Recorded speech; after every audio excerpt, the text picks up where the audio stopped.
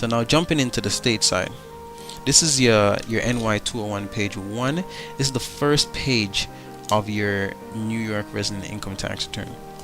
Now on this page, what I want you guys to pay attention to, the first thing is this section right here where it says enter the county name, school district name, and school district numbers for your client.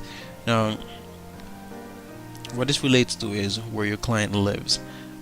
If you aren't sure of what the county of resident name is or the school district name, you can always again click your help button right here. It's going to bring you to the help center. From here you just scroll down, it's going to give you a list. You go to New York State Department of Taxation and Finance. This will bring you over to this site, which is www.tax.ny.gov, and right here you just go scroll over to school district codes. If it's not here, you can always just type it in up in this corner right here, and once you do, it should populate it right here, and you just take a click on it and you look through to see what county your client lives in. So if your client lived in, let's say, Brooklyn, you click on Brooklyn. It tells you the county is Kings County, the school district name is Brooklyn, and the school district code would be 071. So in that case right here we would put Kings, Brooklyn, 071. However, this client here, the person who did this return, I should say, lives in Queens, so in this case it would be Queens, and 519, right? And if you want to double check that, you can always again refer to here, look through for Queens. Here it is, county Queens, school district name Queens, and district number 519. Alright, then moving on down from there, you want to make sure to answer these questions correctly also. The first question asks, did you move in or out of New York in 2010? Well, in this case it will be in 2011. You indicate either yes or no. If not, if it's no, you don't have to check any of the boxes, you can just leave it blank. Then it's going to ask you, did you or your spouse maintain living quarters? This pretty much is asking, did you live in New York City, and it asks you the number of days. If your client did live a full year, you're just going to put 365 and leave it as that. If it's a case where they may only have lived there, let's say 7 months, you calculate it as 30 days per month. So 7 times 30, we put that as 210. However, if it's a full year, you give them the full 365. Moving on down here to where it says number of months lived in New York City, you must ensure to put 12 months in here so we can know this is a full year resident. Alright, number of months, same thing if you have a spouse. If they live 12, you also put 12. Alright, once you get that in, everything else on this page will automatically calculate itself. The same for also the NY 201 page 2. So from there we're going to move on down to the page 3. And what you want to make sure to check here is whether your client is a full year resident or not. If your client is a full year resident, make sure to check this box right here. New York City, not the one here. This one is asking for Yonkers, New York City. If your client is a permanent resident or a full year resident of 2011 for New York, this is where you would check it. And then we just move on down to the NY 201 page 4. Now on this page is pretty much going to work the same way as the 1040 works on the federal side. It's going to give you a breakdown of all the credits that you earned, right?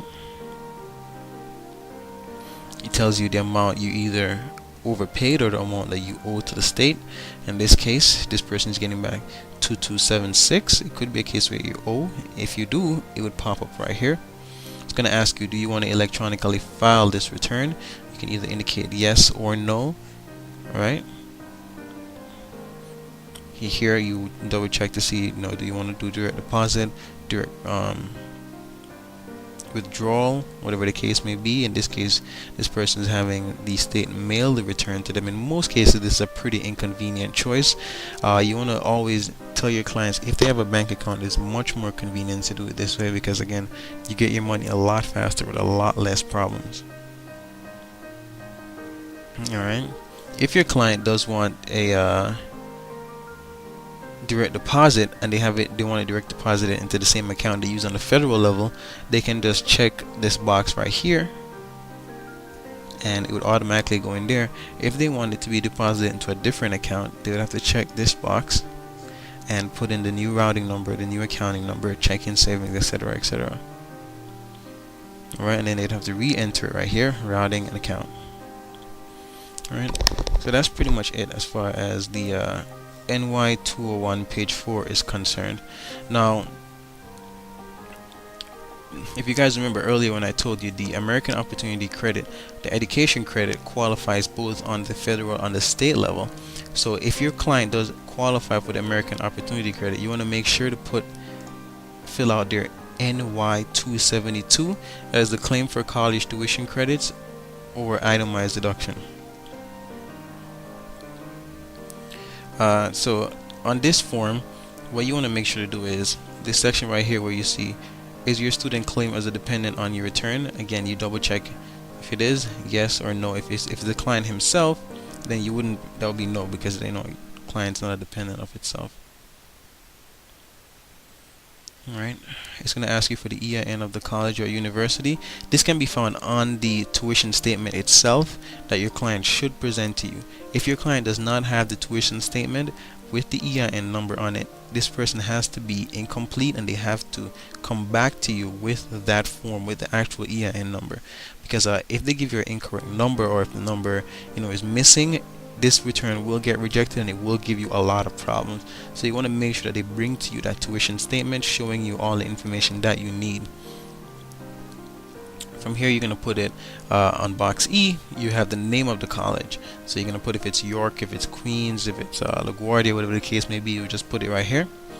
Now it says where the expenses for undergrad. This is pretty much just double checking that you're giving them the right credit, because American Opportunity, if you remember, is actually the undergrad under 4 years, so this would automatically be yes if you did it correctly.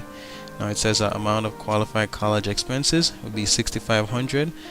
The cap on the state level for the American Opportunity is $10,000, which is the same as the lifetime on the federal level. So even though on the federal level the American Opportunity Credit was only $4,000, on the state level it's $10,000. So if you have a case where your client may have $9,000 in qualified expenses, on the federal you'd only give them $4,000, but on the state you could give them the full $9,000. And again, remember, this is after scholarships have been subtracted. All right. So that's pretty much it as far as covering what the state side is like. There's not many forms on the state as much as on the federal, but again, they're equally important, and you want to make sure that you have everything done correctly. I hope you guys found this helpful. If you guys have any questions, again, feel free to email us. We will let you know if you will have access to this to maybe try it yourself. If not, you can just always use this as a refresher going into the season itself. Maybe you want to rewatch this so you kind of have it fresh in your head. Alright, thank you guys for watching.